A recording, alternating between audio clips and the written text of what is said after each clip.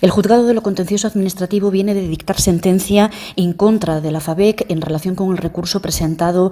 por el desalojo del edificio de la calle Princesa. La FABEC lleva meses obstaculizando la realización de una obra pública de interés público, de interés general, y así lo reconoce la propia sentencia, declarando que esta obra es absolutamente necesaria, declarando además que es una obra que afecta a todo el inmueble, en contra de lo que ha venido manteniendo la FABEC durante todos estos meses, destacando además la relevancia de la obra que se va a realizar y su necesidad, así como la importancia de que esté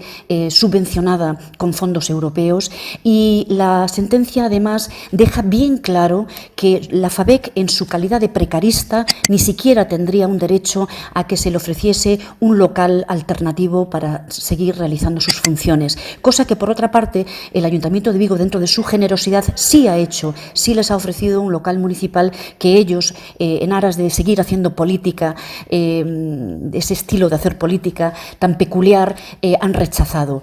Por lo tanto, esta sentencia viene a poner las cosas en su sitio, viene a restablecer el derecho del Ayuntamiento de realizar una obra de interés público que va a mejorar la calidad de vida de los vigueses y concretamente de los usuarios y de las usuarias de los servicios sociales, y por lo tanto queda claro cuál era la intencionalidad de la FABEC leyendo el texto de la sentencia.